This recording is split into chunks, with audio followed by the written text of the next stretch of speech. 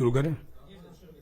सम्मानित पत्रकार भाइयों, मीडिया भाइयों, मैं आप सभी का समाजवादी पार्टी की तरफ से धन्यवाद देता हूं कि आप लोगों ने समय समय पर नगर निकाय के चुनाव की प्रक्रिया को लगातार अपने चैनल के माध्यम से, अपनी कलम की लेखनी के माध्यम से जनता के सामने रखा। पूर्व में भी आप लोगों ने जो ग्रामीण क्षेत्रों के स्थानीय निकाय के चुनाव होते हैं उन पर भी हमारे मीडिया के लोगों ने विशेष ध्यान दिया और लोकतंत्र को मजबूत करने में अपनी अहम भूमिका का निर्वहन किया। समाजवादी पार्टी इस बात की कृतज्ञ है। और ये नगर निकाय का चुनाव देश का उत्तर प्रदेश में सबसे बड़ा चुनाव था।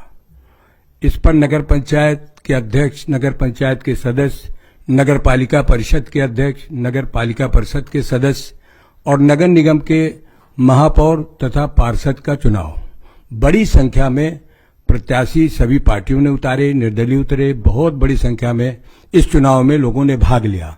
ये लगा कि ये लोकतंत्र में जनता जागरूक है और जनता को अपने अधिकारों के प्रति बहुत ही जानकारी है। इसलिए इन चुनाव में बहुत उत्सव के साथ जनता ने पार्टिसिपेट किया और इस चुनाव में सरकार के खिलाफ बहुत व्यापक माहौल था। हम लोगों ने भी दौरा किया, लेकिन जानकारी मीडिया के माध्यम से ज्यादा सोशल मीडिया के माध्यम से आती रही कि भारतीय जनता पार्टी की केंद्र की सरकार और राज्य की सरकार ने जनता के साथ बहुत छलावा किया, धोखा किया, वादा खिलाफी की। इसलिए जनता बेहद नाराज हुई और बीजेपी के खिलाफ मतदान करने के लिए मतदाता पहुंचे। मतदाताओं को विभिन्न जगहों पर मतदान करने से वंचित करने का कुत्सित प्रयास किया गया और कहीं कहीं तो रोक भी दिया गया। मतदान का प्रतिशत कम कराने के लिए जो समाजवादी समर्थक बूथ थे उन पर बराबर भारतीय जनता पार्टी ने सत्ता का दुरुपयोग करके अपने आपराधिक प्रवृत्ति के कार्यकर्ताओं को लगा करके समाजवादी समर्थकों को धमकाया, कहीं कहीं पिटाई कर दी, कहीं कहीं वोट डालने नहीं दिया। बावजूद इसके समाजवादी पार्टी के राष्ट्रीय अध्यक्ष माननीय श्री अखिलेश यादव जी की कथनी करनी में भेद न होने की वजह से इस नगर निकाय के चुनाव में नगर पंचायत, नगर पालिका परिषद, पार्षद और महापौर के जो चुनाव हुए हैं इसमें समाजवादी पार्टी के पक्ष में भारी मतदान हुआ। इस बात को जब प्रथम चरण में सरकार ने जानकारी ली कि हमारे खिलाफ मामला जा रहा है तो द्वितीय चरण में उग्र रूप धारण कर लिया मुख्यमंत्री जी ने और मुख्यमंत्री जी के निर्देशों के अनुसार लगातार जिले के कुछ अधिकारी, कुछ कर्मचारी लगाए गए कि रोको समाजवादी पार्टी आने जा रही, जो हम डबल इंजन की सरकार को ट्रिपल इंजन बनाने जा रहे हैं वो ट्रिपल इंजन बनाने से रोक रहे हैं। इनके मंत्री, इनके डिप्टी सीएम, इनके सब बड़े बड़े नेता सभी जगह गए और भ्रामक प्रचार करते रहे, जनता को गुमराह करते रहे, जनता को तमाम ऐसी बातें इनडायरेक्ट में कहते रहे कि उनको लालच मिले और किसी भी तरीके से भारतीय जनता पार्टी चुनाव जीते। लेकिन बीजेपी बहुत पिछड़ गई है और अब काउंटिंग होने जा रही है। जो मतदान की प्रक्रिया थी तो विभिन्न तरीके के समाचार पत्रों से या चैनल के माध्यम से, सोशल मीडिया के माध्यम से जानकारी आई कि बीजेपी ने भरपूर सत्ता का दुरुपयोग करते हुए मतदान कर्मियों को में कुछ अपने आदमी सेट करके मतदान कम परसेंट कराया।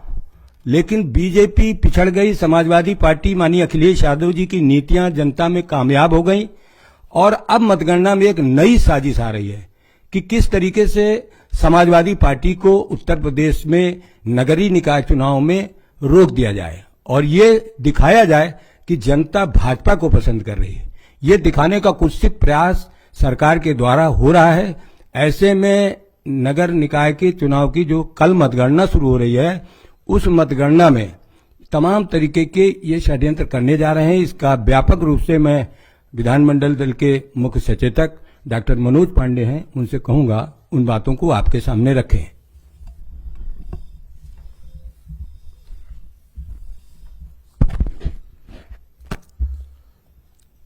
उपस्थित सम्मानित पत्रकार बंधुओं,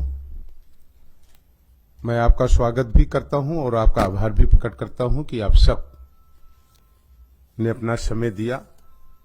जैसा कि पार्टी के हमारे माननीय प्रदेश अध्यक्ष जी ने बड़े विस्तार से नगरीय निकाय चुनाव में समाजवादी पार्टी के पक्ष में हुए मतदान और किस तरीके से समाजवादी पार्टी के पक्ष में हो रहे मतदान को व्यथित और उसे अव्यवस्थित करने का और व्यवधान डालने का काम किया गया, उस पर भी उन्होंने बताया।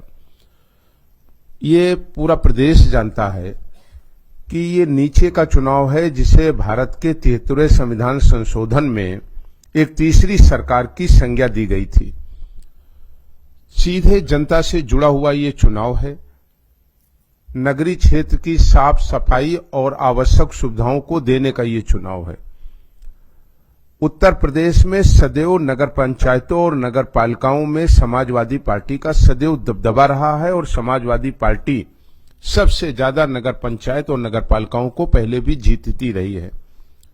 और अब जब उत्तर प्रदेश में लोग बजबजाती हुई नालियां, टूटी हुई सड़क, बंद नाले, मच्छरों का प्रकोप, बंद स्ट्रीट लाइट और यहां तक कि शहरों की बहुत बड़ी आबादी में झाड़ू भी नहीं लग पाई, नगर पालिका के जहां मेयर्स थे और नगर पालिका अध्यक्ष थे, उनके खिलाफ और समाजवादी पार्टी के नेता आदरणीय अखिलेश यादव जी के उन विकास कार्यों को 12 से 17 को सामने रखते हुए उत्तर प्रदेश की जनता ने सीधे मन बनाया कि हम समाजवादी पार्टी को के पक्ष में मतदान करेंगे।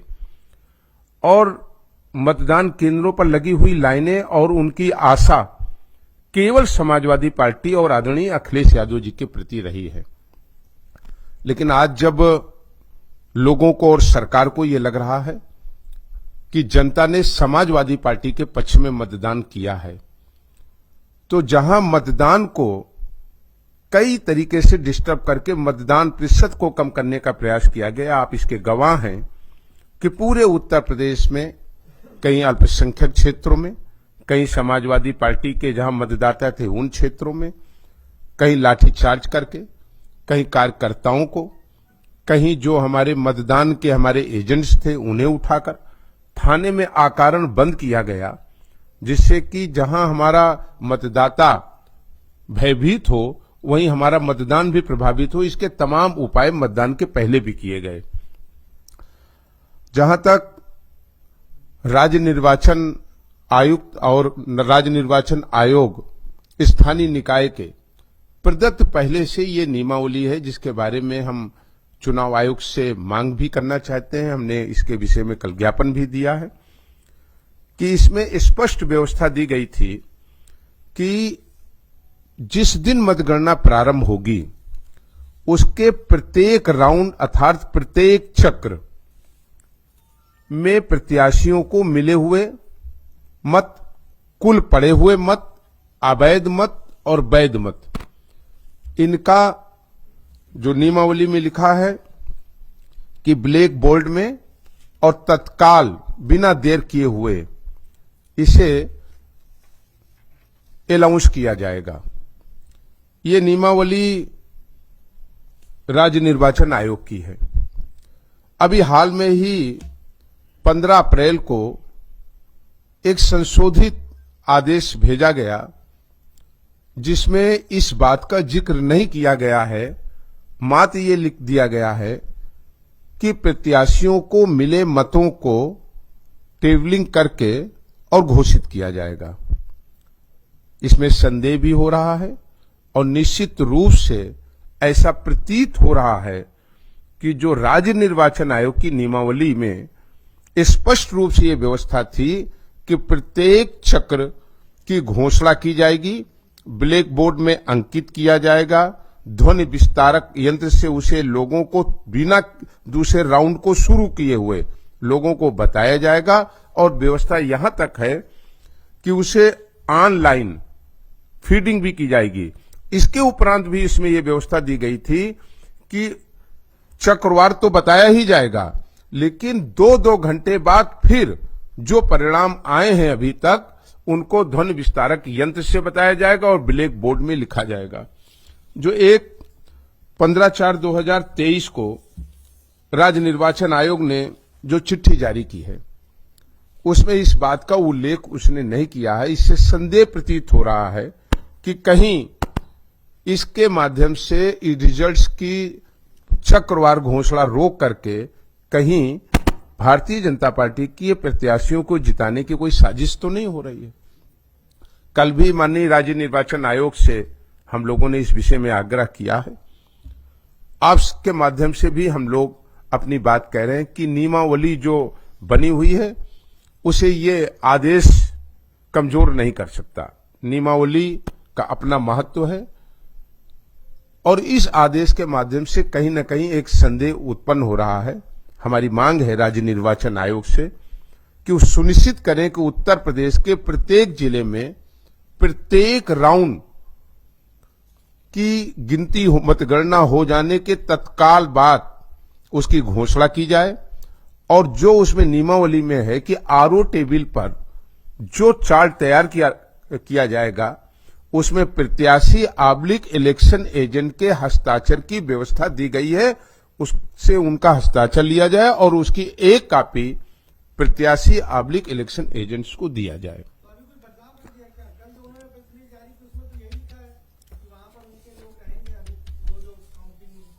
नहीं, काउंटिंग में रहेंगे,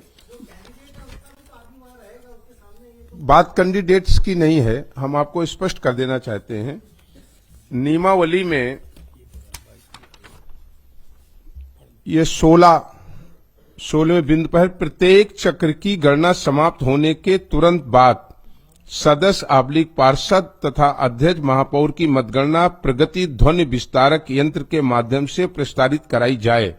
इसके अतिरिक्त 2-2 घंटे के अंतराल में भी मतगणना की प्रगति की घोषणा प्रगामी योग सहित किसी उत्तरदायी एवं दक्ष वरिष्ठ कर्मी से कराई जाए, चाहे प्रगति अथवा परिणाम में कोई परिवर्तन हुआ हो अथवा नहीं।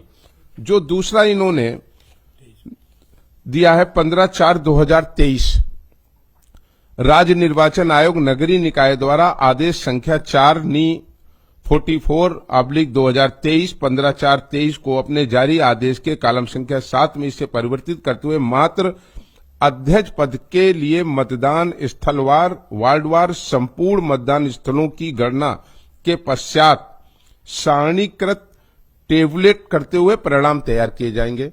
इसमें इन्होंने चक्रवार का कोई जिक्र नहीं किया है। मेरा आपसे आग्रह है आपके माध्यम से, राज्य निर्वाचन आयोग की ये नियमावली है, ये एक पत्र है जिसका मैं जिक्र कर रहा हूं। नियमावली में चाहे वो पार्लियामेंट का चुनाव रहा हो, चाहे वो असेंबली का चुनाव हो और चाहे वो लोकल बॉडी का चुनाव हो, उसमें ये व्यवस्था दी गई है। और ये व्यवस्था हमने जो बताया बिंदु संख्या 16 में राज्य निर्वाचन आयोग की पुस्तिका में प्रदत्त है कि प्रत्येक चक्र की गिनती हो जाने के बाद दूसरे चरण की गिनती तब प्रारंभ की जाएगी जब प्रथम चरण की मतों की घोषणा प्रत्याशीवार कर दी जाएगी। तो पहले जी, और कई चुनाव में जो दृष्टांत हम आपको बता रहे हैं जहां पर कुछ गड़बड़ियां हुई, लोग कोर्ट भी गए और आप सब उसके कहीं ना कहीं खुद साक्षी हैं कि 1 चक्र 2 चक्र और 3 चक्र की गणना हो गई और उसे बताया नहीं गया। हमने और हमारे आरओ टेबल का इलेक्शन एजेंट उसने लिख रखा है कि 2000 वोट है, बाद में कहा गया नहीं साहब आपको 1200 वोट मिले हैं, हमारे यहाँ यही रिकॉर्ड्स है। तो उस रिकॉर्ड के मिलान के लिए ही चुनाव आयोग ने ये व्यवस्था कर रखी है कि हर चक्र की घोषणा हो, घोषणा का जो भी चार्ट बने उसमें इलेक्शन एजेंट आब्लिक कैंडिडेट के सिग्नेचर होंगे और उसकी एक कॉपी दिए जाने का प्राविधान दिया गया है। और आपके माध्यम से यही मांग भी हम कर रहे हैं कि प्रत्येक चरण की घोषणा करने के बाद ही दूसरे चरण की दूसरे चक्र की मतगणना की जाए। नंबर 1। दूसरा हमारा सवाल है कि जो राज्य निर्वाचन आयोग की नियमावली में व्यवस्था है, जो पहले से ये व्यवस्था चली आ रही है कि पार्षद आब्लिक सदस्य के वोटों की गिनती करके उनके परिणाम दे दिए जाएंगे। पार्षद आब्लिक चेयरपर्सन नगरपालिका नगर पंचायत के अध्यक्षों की तत्पश्चात गणना की जाएगी। लेकिन जो 15/4 का एक दूसरा भी संशोधित चिट्ठी भेजी गई है, उसमें दोनों की गिनती एक साथ कर दी गई है। अब होगा क्या कि एक वार्ड से 15 सदस्य के पद के लिए चुनाव लोग लड़ रहे हैं या पार्षद के लिए, और 10 लोग चेयरपर्सन के लिए लड़ रहे हैं। क्या एक मेज पर एक साथ ये संभव है कि 25 लोग अपने मतों को स्पष्ट रूप से देख पाए? ये संभव नहीं है। जो वहां जगह होगी, जो दूरी है, बैरिकेडिंग के बाद पुलिसकर्मी, मतगणना कर्मी और उसके बाद 25 लोग एक 5x3 की टेबल पर अपने मतों को क्या देख पाएंगे, जो उनका अधिकार है कॉन्स्टिट्यूशनल। तो मेरी मांग है कि पार्षद और सदस्यों की गिनती समाप्त कराने के बाद चेयरपर्सन की गिनती की जाए और दोनों अलग अलग की जाए। जहां तक हमने माननीय अध्यक्ष जी ने भी आपके सामने रखा कि किस तरीके से उत्पीड़न हुआ। मेरे यहां रायबरेली में एक मोहल्ले में भारतीय जनता पार्टी की विधायिका के द्वारा पैसे बांटे जा रहे थे। मैंने इसकी कंप्लेन किया। टाइम था 6:40 और मैं जब वहां पहुंचा तो पूरी मीडिया के सामने, मीडिया के दबाव में 6:42 में विधायिका अपनी 10 गाड़ी से निकली और जो वीडियोग्राफी में आया पूरे प्रशासन ने देखा।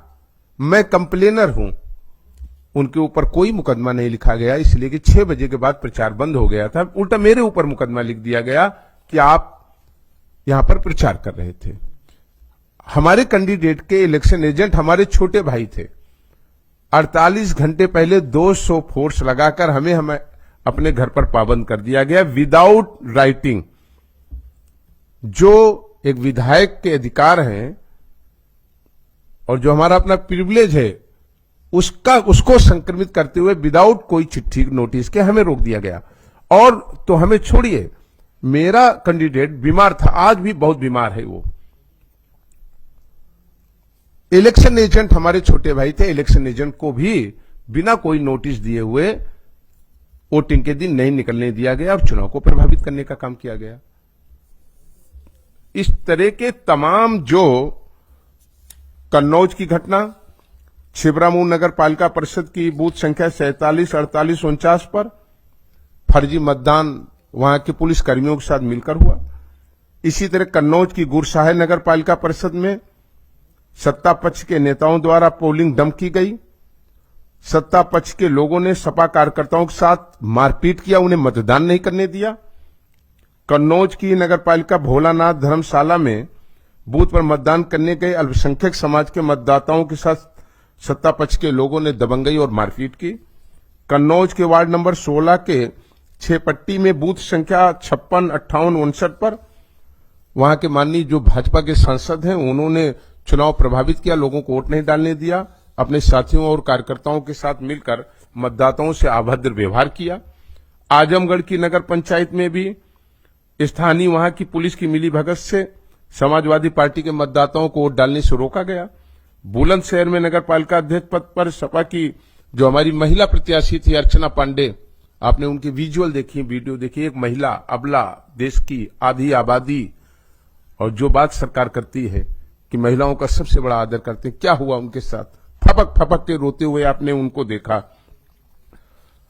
तो जो प्रदेश की तमाम चीजें हुई हैं उस पर हम कहेंगे भारत के संविधान में चुनाव आयोग की एक बहुत बड़ी महती और महत्वपूर्ण जिम्मेदारी है।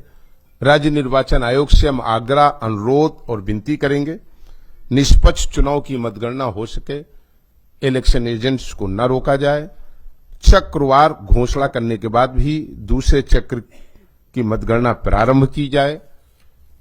और मैं पूरी मजबूती और दावे से कहता हूं, उत्तर प्रदेश की जनता ने जो बड़ी संख्या में इस निकाय के चुनाव में प्रतिभाग किया है, उसने आदरणीय अखिलेश यादव जी के चेहरे, विकास और समाजवादी पार्टी की नीतियों और रीतियों पर उसने वोटिंग किया है। और इसलिए राज्य निर्वाचन आयोग से निवेदन करेंगे कि जनमत जिस ओर गया है, उस जनमत को ताकत के बल पर उसके रिजल्ट्स को बदलवाने का कुत्सित प्रयास जो किया जा रहा है उसे रोका जाए। जनता ने जिस भावना से जिसको जनादेश दिया है, वो जनादेश समाजवादी पार्टी को दिया है, उसको गलत ढंग से रोकने पर विराम लगाया जाए। यही हमारी मांग राज्य निर्वाचन आयोग से आपके माध्यम से है और इसे हम लोगों ने कल विधानमंडल दल के 5 माननीय सदस्यों के साथ हम लोगों ने राज्य निर्वाचन आयोग से इसके लिए अनुरोध भी किया है।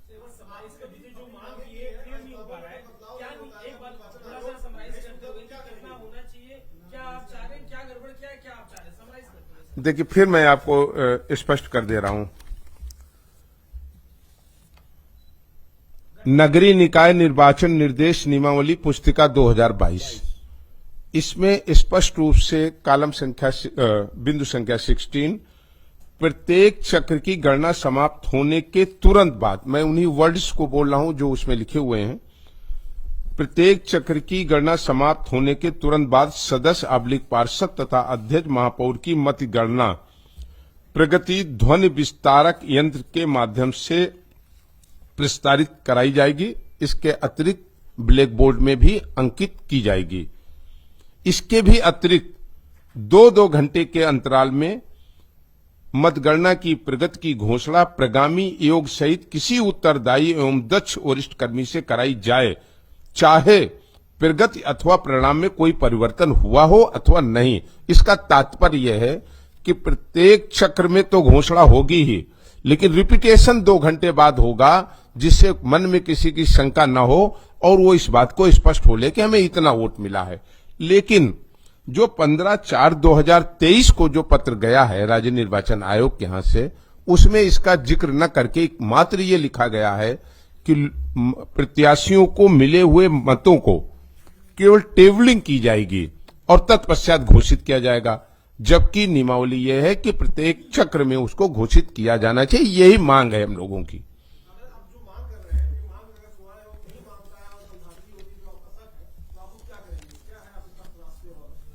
उसी के लिए तो आप लोगों के सामने बात रख रहे हैं कि चुनाव आयोग समय से जो पूर्व की भांति नियमावली है उस नियमावली का अनुपालन करे और किसी के बगैर दबाव के इस चुनाव की मतगणना संपन्न कराए। चुनाव आयोग से समाजवादी पार्टी ने ज्ञापन के माध्यम से, पांडे जी ने बता भी दिया कि चुनाव आयोग से ज्ञापन के माध्यम से अपनी बात रखा है, लेकिन आप लोकतंत्र के चौथे स्तंभ हैं। आपके माध्यम से जो बात जाएगी, हो सकता है कि वो 2022 की जो नियमावली है उस नियमावली का अनुपालन करें, जिसमें चक्रवार 2-2 घंटे में घोषित करना और पत्रकार भाइयों को या किसी को भी जानकारी समय समय पर देना।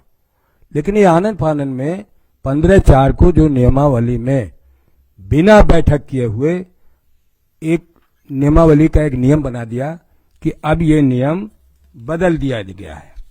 ये नियम राज्य निर्वाचन आयोग नगरीय निकाय द्वारा आदेश संख्या 15/4/2023 को अपने जारी आदेश में कॉलम संख्या 7 में इसे परिवर्तित करते हुए मात्र अध्यक्ष पद के लिए मतदान स्थलवार वार्डवार संपूर्ण मतदान स्थलों की गणना के पश्चात सारणीकृत टेबुलेट करते हुए परिणाम तैयार किए जाएंगे, अर्थात चक्रवार प्रत्याशियों को मिले मतों की कोई घोषणा और परिणाम चक्रवार घोषित नहीं किया जाएगा। इस तरीके की आनन फानन में इन्होंने मनमानी नियमावली बनाई। हमारी मांग है कि जो 2022 में नियमावली नगरीय निर्वाचन का निर्देश है उसका अनुपालन हो, ताकि दूध का दूध पानी का पानी साफ हो और सबको जानकारी समय समय पर मिलती रहे, किसी तरीके की कोई शंका न रहे।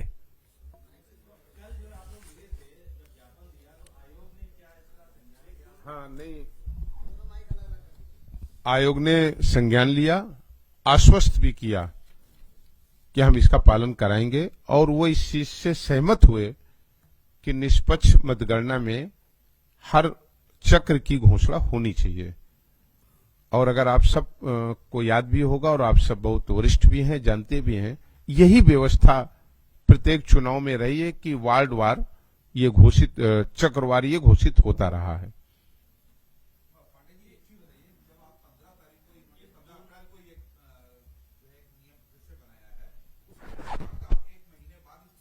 ये जानकारी हमें 3 दिन पहले मिली।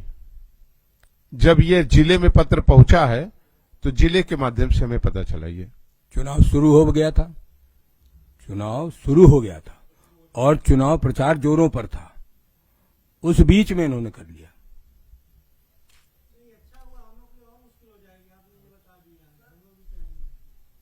सवाल ये है कि आप लोगों ने निर्वाचन आयोग से बात की है। निर्वाचन आयोग ने आपको आश्वस्त भी किया है कि वो पूरी चीजों पर कार्रवाई करेगा।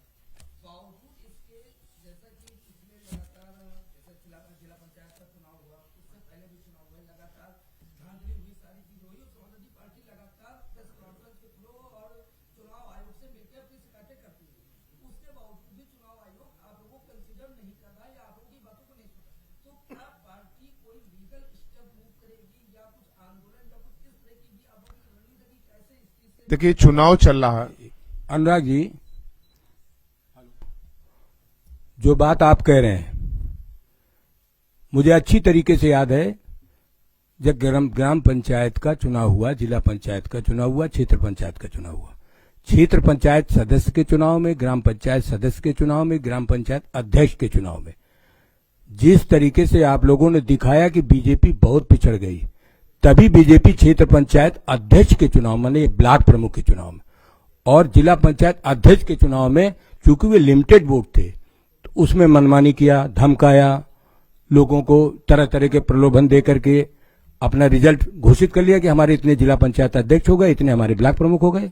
लेकिन क्षेत्र पंचायत के सदस्य और जिला पंचायत के सदस्य और ग्राम पंचायत के अध्यक्ष में भाजपा का पूरा सुपड़ा साफ हो गया था। वो आप लोगों ने सब टीवी में और अखबारों में, मैगजीन में लिखा है। इसी तरीके से जो ये नगर पंचायत और नगर पालिका परिषद का चुनाव है, ये बैलेट पेपर से हुआ है। बैलेट पेपर से जो चुनाव हुआ है, उस चुनाव में इनको दिख रहा है कि हम बुरी तरीके से पराजित होने जा रहे हैं। इसलिए इस तरीके की 15/4 को चुनाव आयोग में जैसे भी नियमावली बनी हो, ये नियमावली आप लोगों को भी नहीं बताई गई, प्रेस मीडिया के सामने भी नहीं गई कि हमने इस तरीके का कोई संशोधन किया है। लेकिन ये जानबूझ करके मतगणना में हेराफेरी करने की एक इनकी योजना है।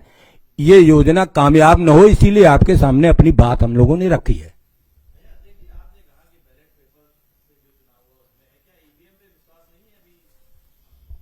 हमें नहीं, पूरे देश के लोगों को नहीं है। पूरे देश की 99% पार्टियां चाहती हैं कि बैलेट पेपर से चुनाव हो। ये सभी, जब पूरे देश की पार्टियां चाहती है, आप ही लोग दिखाते हैं कि बैलेट पेपर से चुनाव हो। मैं अभी इस चुनाव का कंफ्यूजन आपके सामने रखना चाहता हूं। बहुत सी जगह हम जब सभा करने गए तो लोगों को यह नहीं मालूम कि नगर पालिका परिषद का चुनाव बैलेट पेपर से हो रहा है। बहुत से नेता अपना घिसा पिटा भाषण कर रहे हैं कि ईवीएम का बटन दबाइए। हमने कई जगह टोका कि भाई ये नगर पालिका परिषद का चुनाव है, नगर पंचायत का चुनाव है, इसमें मोहर का ठप्पा लगेगा। अरे हाँ हाँ कहने लगी है। इस तरीके का कंफ्यूजन जनता में रहा है। बहुत से लोग, जनता ढूंढ रहे थे लोग कि हमको ईवीएम कहां दबाने को मिलेगा, क्योंकि विधानसभा में, लोकसभा में वो ईवीएम दबाते हैं। जब उनको नगर पंचायत सदस्य का बैलेट पेपर मिला, जब उनको नगर पंचायत के अध्यक्ष का बैलेट पेपर मिला, जब नगर पालिका परिषद के अध्यक्ष का बैलेट पेपर, नगर पालिका परिषद के सभासद का उनको बैलेट पेपर मिला, तो वो तरह तरह के उनके कंफ्यूजन हुए। जब उनको फिर पीठासीन अधिकारियों ने बताया कि अरे भाई तुमको इस बार बैलेट पेपर मिला है, कहा अच्छा बैलेट पेपर हो गया। तो इस तरीके का कंफ्यूजन जानबूझकर हो रहा है। तो हमारी तो मांग है कि पूरा का पूरा चुनाव ईवीएम से न होकर बैलेट पेपर से होना चाहिए।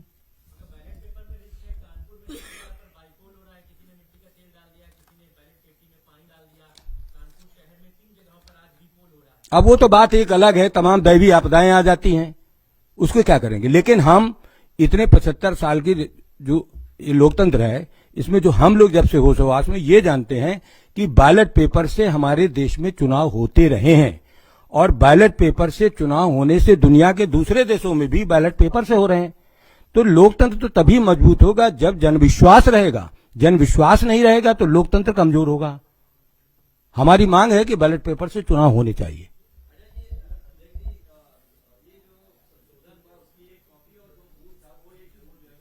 जरूर जरूर दे, इस व्हाट्सएप में अभी आशीष भाई दिला देंगे सबको, व्हाट्सएप में। जी जी जी जी, ये दिला देंगे। अभी तो आपसे हमने ये बात कही है, हो सकता है आपकी कलम से, आपके चैनल से उनके दिमाग पर जावे बात, सुधार करें, और आप लोगों को भी रिजल्ट तो बताते ही रहेंगे ना। लेकिन जब उन्होंने घोषणा कर दी, अर्थात चक्रवार प्रत्याशियों को मिले मतों की कोई घोषणा और परिणाम चक्रवार घोषित नहीं किया जाएगा, तो कैसे मिलेगा समाचार? स्वाभाविक है कंफ्यूजन होगा, शंका होगी।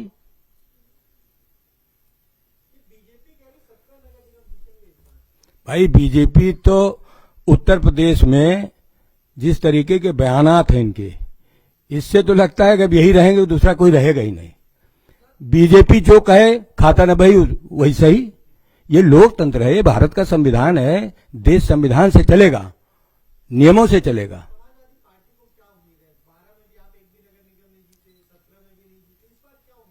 पूरी उम्मीद है कि समाजवादी पार्टी के राष्ट्रीय अध्यक्ष माननीय अखिलेश यादव जी की नीतियों पर, उनकी उपलब्धियों को जनता ने तुलनात्मक अध्ययन किया, समझा कि बीजेपी ने जो कहा वो नहीं किया, लेकिन समाजवादी पार्टी ने जो कहा उससे कहीं ज्यादा माननीय अखिलेश यादव जी ने किया। इसलिए जनता ने समाजवादी पार्टी के पक्ष में मतदान किया है।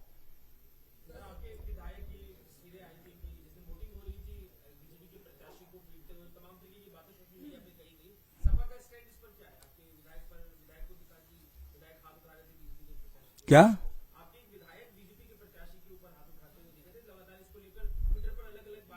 कहां पर?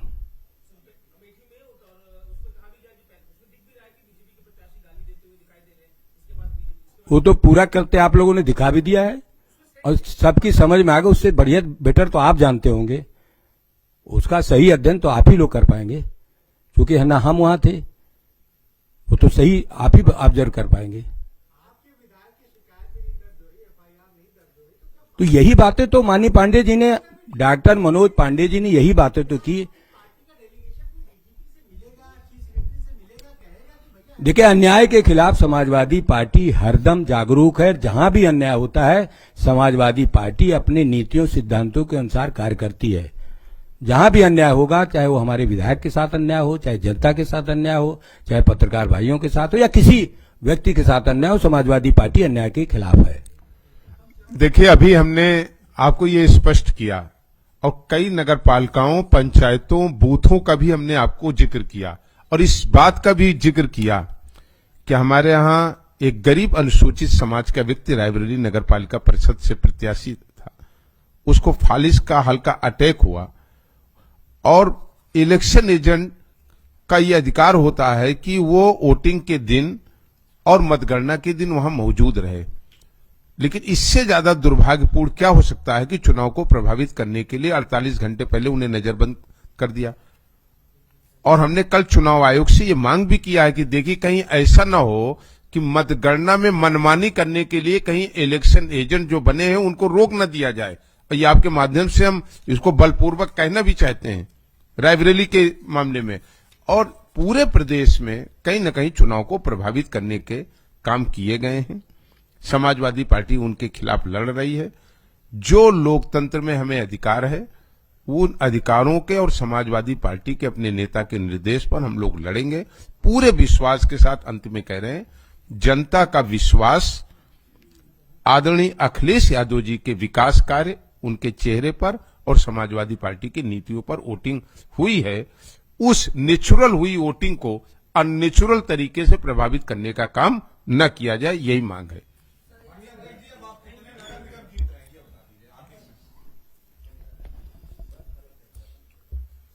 नगर निगम 17 हैं, समाजवादी पार्टी 17 में जीतेगी।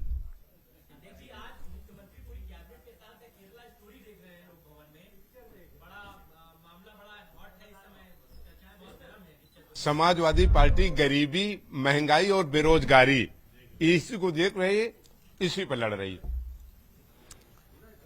चाहे हुआ कुछ जलपान हो गया। ये तो अनुभव जी तो ऐसा लग रहा है कि नहीं हुआ।